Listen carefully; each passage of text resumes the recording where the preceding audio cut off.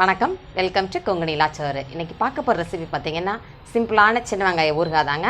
அந்த ஜனவரி பிப்ரவரி டைமில் ரொம்ப சீப்பாக கிடைக்கும். அந்த டைமில் நம்ம இன்ஸ்டண்ட்டாக நம்ம ஊறுகாய் செஞ்சு வச்சுக்கிட்டோம் அப்படின்னா நல்ல டேஸ்டியாக ஹெல்த்தியாக இருக்கும். டிஃபன் ஐட்டத்துக்கு இட்லி, தோசை, சப்பாத்தி நம்ம சாப்பிட்ற டேஸ்ட்டை பொறுத்தருக்கு சாதத்துக்கு சாப்பிட்றதுக்கும் ரொம்ப சூட்டபுளாக இருக்கும்.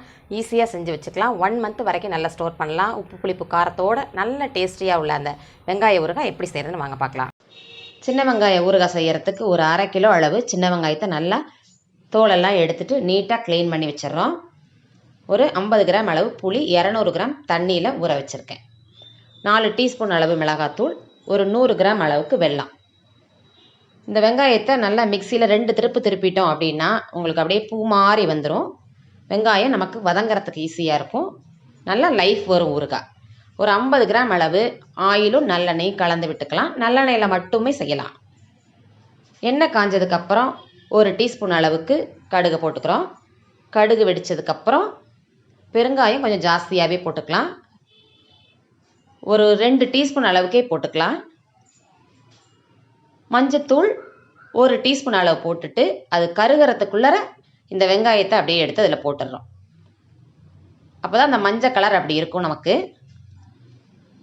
அந்த கலர் நல்லா இருக்கும். நமக்கு ஊறுகாய்க்கு ஊறுகாய் நமக்கு மஞ்சத்தூள் உப்பும் கொடுக்கறதுனால நமக்கு ஊறுகாய் நல்ல லைஃப் வரும்.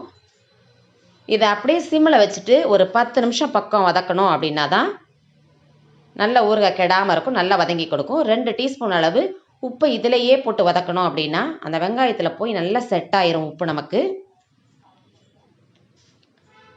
சிம்மிலையே வச்சுட்டு ஒரு 10 நிமிஷம் பக்கம் வதக்குறோம். அப்போ தான் நல்லா கொழ கொழன்னு வந்துடும் உங்களுக்கு. இந்த வெங்காயம் வதக்கிறதுக்கும் நமக்கு ஈஸியாக இருக்கும். கட் பண்ணுறதா இருந்தால் நல்லா ஃபைனாக கட் பண்ணிக்கலாம்.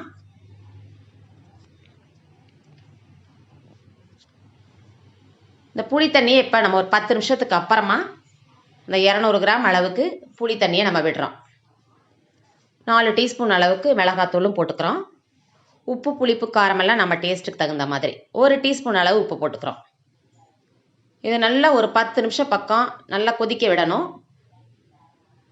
கொதித்து எண்ணெய் பிரிஞ்சு வர்ற வரைக்கும் நம்ம விட்டுறணும். ஒரு 10 நிமிஷத்தில் எண்ணெயெல்லாம் அப்படியே பிரிஞ்சு வந்துருக்கு பாருங்கள். ஓரளவு இதிலேயே நல்லா வெங்காயம் போய் உப்பு புளிப்பு காரம் இதெல்லாம் செட் ஆயிரும். இந்த ஊறுகாய் செய்கிறதுக்கு 1/2 hour ஆகும். இந்த வெல்லம் ஒரு துண்டு ஒரு 50 கிராம் பக்கம் இருக்கும். தேவை ஏற்பட்டது அப்படின்னா நீங்கள் கம்மி பண்ணிக்கலாம். அந்த புளியோட புளிப்பு தன்மைக்கு ஏற்ப உங்களுக்கு அந்த இது மாறுபடும்.